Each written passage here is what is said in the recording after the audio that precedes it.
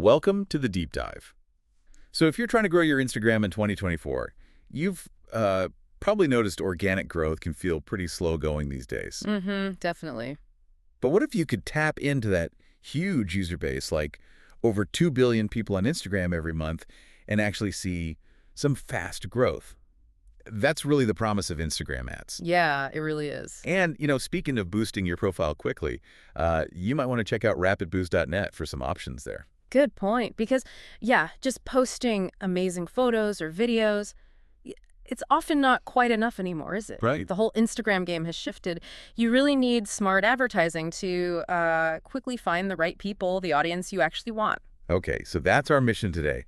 We're going to dive deep and pull out the most effective ways to use Instagram ads for, well, fast and meaningful audience growth. Think of this as your shortcut, getting straight to the stuff that works. Exactly. And we've got some great material here that really breaks down why organic is tougher now and gets into the nitty-gritty of targeting, budgeting, all the practical stuff for making ads that actually, have an impact. Okay, let's jump right in then. Our sources really point to this shift, this need for paid strategies. Why exactly has organic growth become such a climb? Well, just think about the sheer amount of stuff being posted every single second on Instagram. It's just a lot. Yeah, the competition is fierce. Totally. And the algorithm, it tries to show relevant stuff, but it also acts like a gatekeeper, doesn't it? It limits how many new people naturally see your posts. Right. It's not necessarily about your content being bad. It's just harder to get found organically.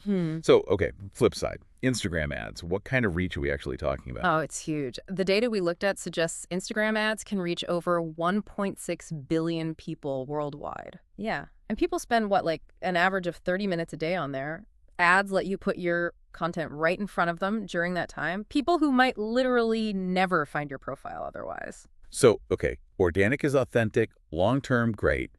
But for pure speed and laser focusing on your ideal person, paid ads seem to have the edge now. Precisely.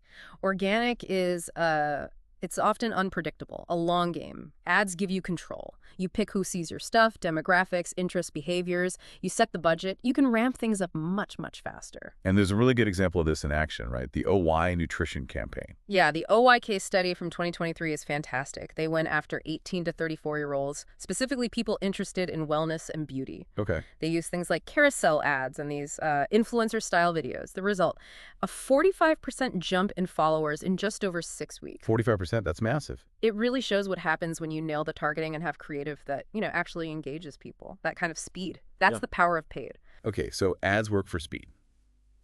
But a key point that comes up is that audience growth.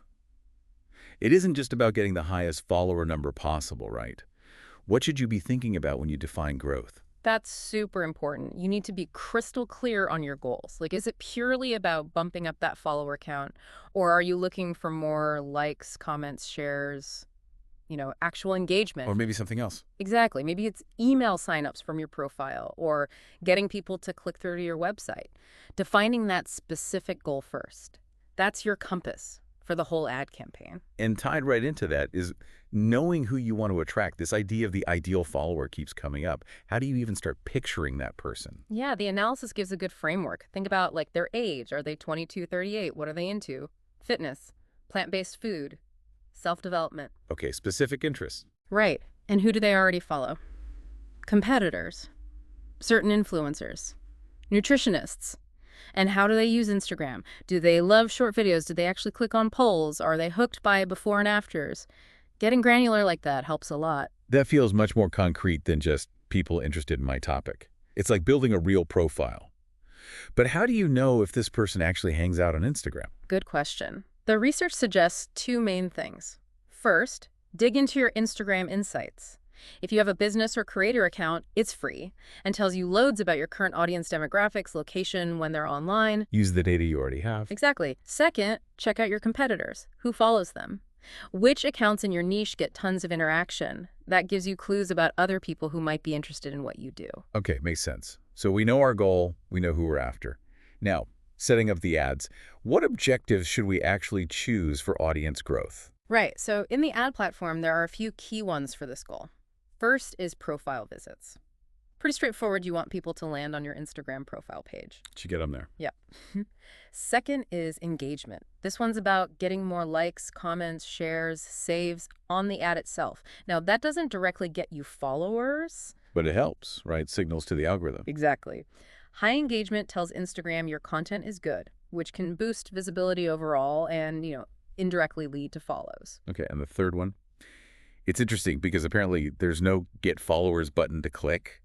So how do we use these objectives to actually gain followers? Correct. No magic follower button. The strategy is really optimizing for those profile visits and that strong engagement, because once someone does click through to your profile, You need to convince them to stay. precisely, your profile needs to do the heavy lifting then. That means a killer bio clear value prop. Great recent posts showing off your best stuff, your personality, and using highlights smartly to, introduce yourself properly. Got it. Drive the right traffic to a profile that's ready to convert. Okay, let's talk targeting power. Advanced stuff like lookalike audiences. How do those work? Lookalikes are super powerful for scaling efficiently. Basically, you take a list, you already have like your email subscribers, maybe website visitors, even past customers. Okay, your existing connections. Right. You upload that list to Facebook, well, Meta now. Their algorithm chews on it, figures out the common traits and behaviors of those people. And finds new people like them on Instagram. Exactly. It finds users with similar characteristics who aren't on your original list. It's like a shortcut to finding relevant new people who are probably already inclined to like what you offer. That animal rescue example using lookalikes from their donors was pretty amazing. What results did they see? Yeah, that was striking. They got a 32% follower increase in just 1 month, Wow. and their stories engagement doubled. It just shows if you can feed the system a good source audience, it can find more people just like them. Okay, beyond lookalikes, there's detailed targeting. This sounds like where you can get really specific. What can we filter by? Oh yeah, you can slice and dice like crazy here. Yeah. Demographics, obviously age, location, gender. But then interests, you can get super niche, like vegan cooking or street style or broader like startup culture. And behaviors too.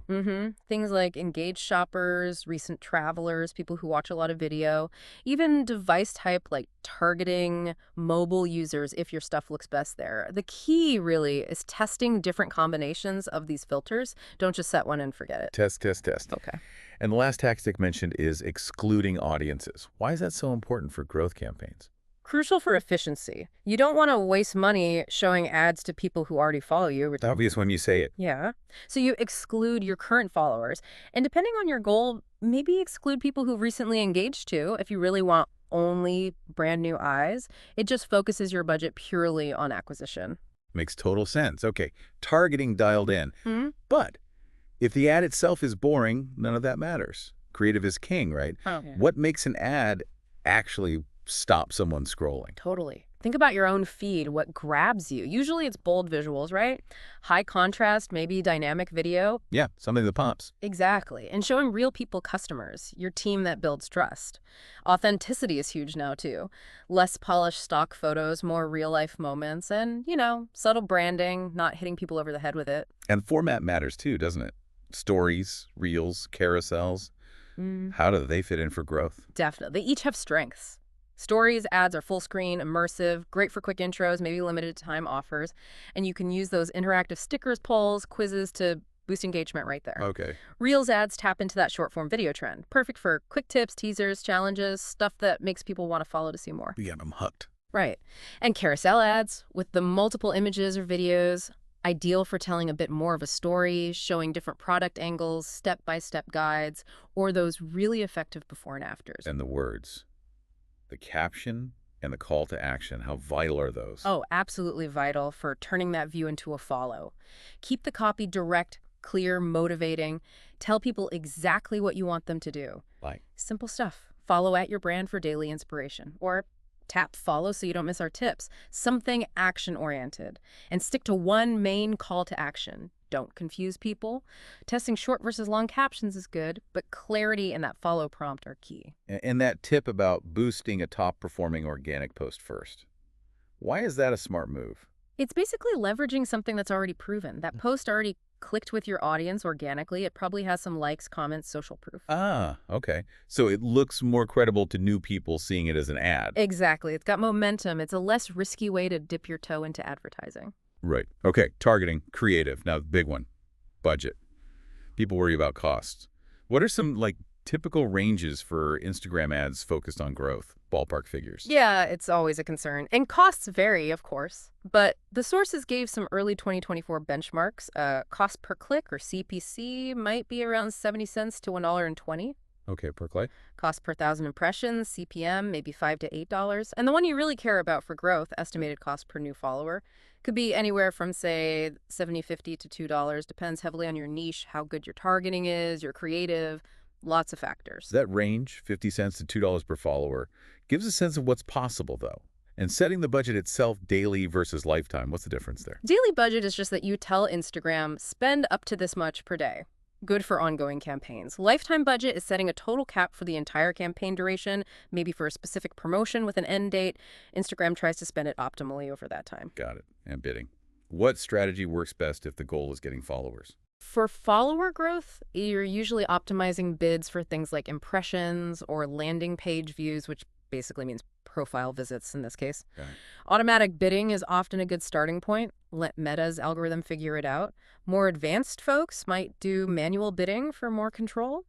Oh, and consider bidding a bit higher if you're retargeting warmer audiences, people who already know you. They might be more likely to follow. And tracking the cost. What's the key metric to watch? Absolutely. Cost per follower. Simple calculation.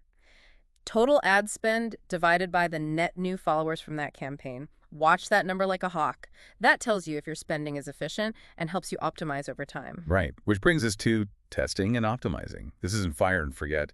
A/B testing. What should we be testing? Everything. Well, not everything at once. Yeah. But test your creative formats, image versus video versus carousel. Test different headlines, different calls to action. Audience segments, too. Definitely. Yeah. Test different interest groups, different age ranges. Even test the timing day of week, time of day. Sometimes you find surprising little wins there. And how do you actually set these tests up?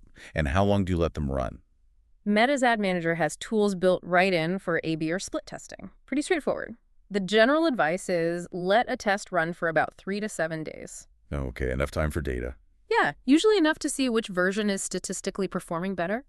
Then you pause the loser, put more budget behind the winner, and maybe start a new test. It's iterative. Constantly refining.